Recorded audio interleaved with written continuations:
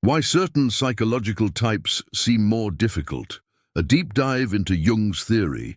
Have you ever wondered why some people seem so difficult to deal with? That colleague who never seems to understand your point of view, the family member, who always creates conflict at gatherings, or even that friend who, despite being dear to you, leaves you mentally exhausted after each encounter. It's not coincidence or bad luck.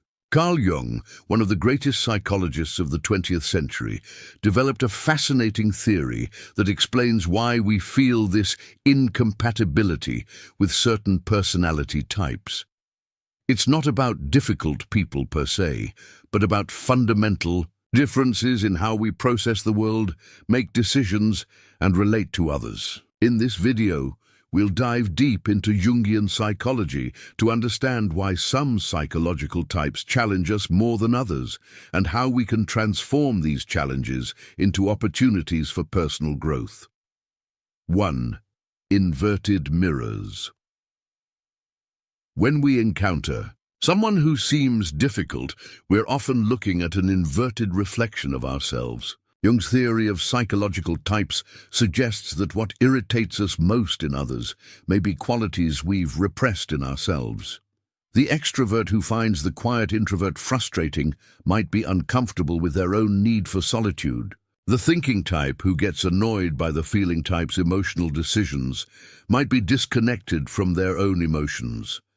These difficult people serve as mirrors, showing us parts of ourselves we've neglected or denied. This mirroring effect creates tension because it forces us to confront aspects of our psyche we'd rather ignore. Understanding this dynamic doesn't immediately resolve the friction, but it transforms our perspective from simple irritation to an opportunity for self-discovery and integration of our whole personality. 2. Shadow revealed. Jung's concept of the shadow represents the aspects of ourselves we've relegated to the unconscious, traits, desires, and impulses we consider unacceptable. When someone triggers intense negative reactions in us, they may be activating our shadow material. The person who seems irrationally annoying might embody qualities we've disowned in ourselves. For example, if you pride yourself on being disciplined and organized, you might find the spontaneous, carefree individual unbearable to be around.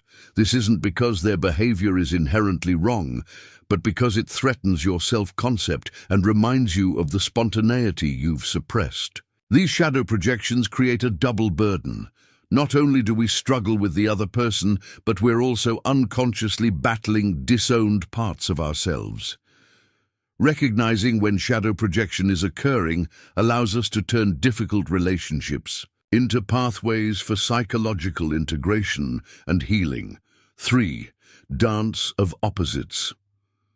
Jung's theory of psychological types is fundamentally built on opposites. Introversion versus extroversion, thinking versus feeling, sensing versus intuition. These opposing functions create natural tension when they meet. Like magnets, opposite types can both attract and repel. The systematic thinker might be fascinated by the intuitive's creative leaps while simultaneously finding them illogical and frustrating. The sensing type, focused on concrete details, might view the intuitive's abstract concepts as impractical fantasies.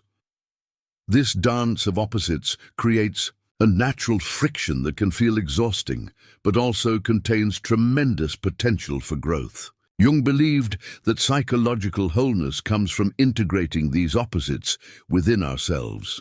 The people who challenge us most are often those who embody the psychological functions we've least developed, offering us, through the very difficulty of the relationship, an opportunity to become more complete human beings. 4. Unconscious triggers. Our reactions to others often happen at lightning speed before conscious thought can intervene. Jung explained this through his understanding of complexes, emotionally charged clusters of ideas and memories that reside in our unconscious. When someone's behavior or communication style activates one of these complexes, we react disproportionately. Perhaps your detail-oriented colleague reminds you unconsciously of a critical parent, or your friend's indecisiveness triggers memories of betrayal. These unconscious triggers create an emotional overlay that has little to do with the present situation, and everything to do with our psychological history. The intensity of our reaction, the feeling that someone is impossibly difficult, often signals that a complex has been activated. By paying attention to these exaggerated responses, we gain valuable information about our own psychological wounds and patterns, turning difficult interactions into opportunities for healing historical hurts that continue to shape our present relationships. 5. Different languages.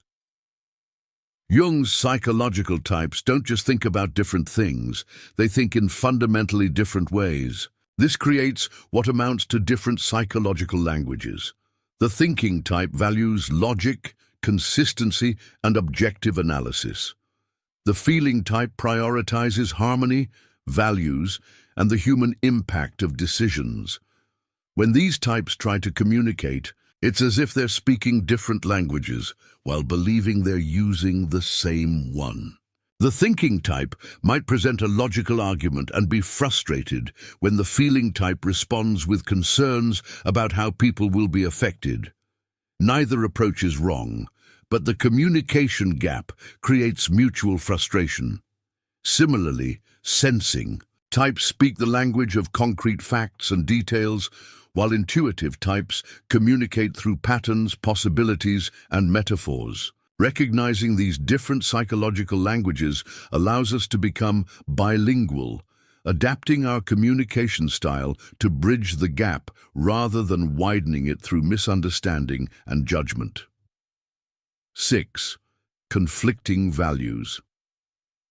At the heart of many difficult interactions lies a clash of values that stems directly from psychological type preferences. The judging type values closure, decisiveness, and structure, while the perceiving type prizes openness, flexibility, and spontaneity.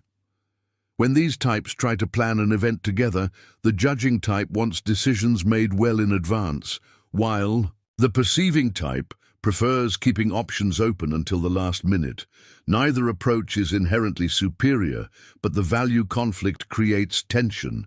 Similarly, thinking types value truth, even when it's uncomfortable, while feeling types value harmony and connection. These value differences aren't merely superficial preferences. They reflect deep psychological orientations that shape how we navigate the world. Understanding that the difficult person isn't being deliberately obstinate, but is operating from a different value system creates space for respect rather than frustration, and allows for negotiation rather than deadlock. 7. Psychic energy. Jung introduced the concept of psychic energy, or libido, to explain how our psychological processes function.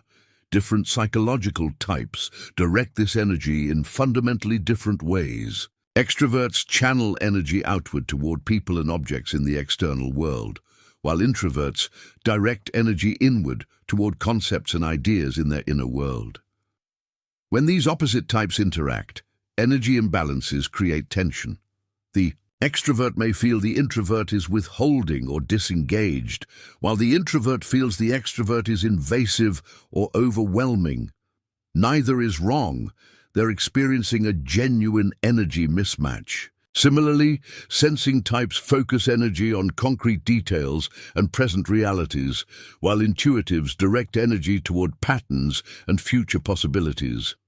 These different energy investments create natural friction points in communication and collaboration. Understanding these energy dynamics helps us manage interactions more effectively, creating space for different energy patterns rather than trying to force others into our preferred mode. 8. Social masks. Jung's concept of the persona, the Social mask we wear to meet the demands of society plays a crucial role in difficult interactions. Each psychological type develops a persona that aligns with their natural preferences, but also responds to social expectations. Problems arise when we mistake someone's persona for their whole personality, or when personas clash. The thinking type in a leadership position might adopt a tough, decisive persona that conflicts with the harmonizing persona of feeling types on their team. The intuitive type might present a visionary persona that the sensing types find ungrounded and impractical. These persona conflicts create surface tensions that can obscure deeper compatibility. Additionally, when someone's persona is at odds with their true type, perhaps an introvert forced into an extroverted role, the strain creates irritability that affects all their interactions. Recognizing the difference between persona and authentic personality allows us to connect more genuinely, moving beyond the social masks to the real person beneath. 9. Possible bridges. Despite the natural tensions between different psychological types, Jung's theory also reveals potential bridges. Each type has something valuable to offer the others, creating possibilities for complementary relationships rather than merely conflictual ones. The thinking type can help the feeling type analyze situations objectively, while the feeling type can help the thinker consider the human elements they might overlook. The sensing type grounds the intuitive's visions in practical reality, while the intuitive helps the sensing type see beyond immediate facts to emerging patterns. Building these bridges requires conscious effort and mutual respect. It means temporarily stepping out of our preferred cognitive functions to appreciate the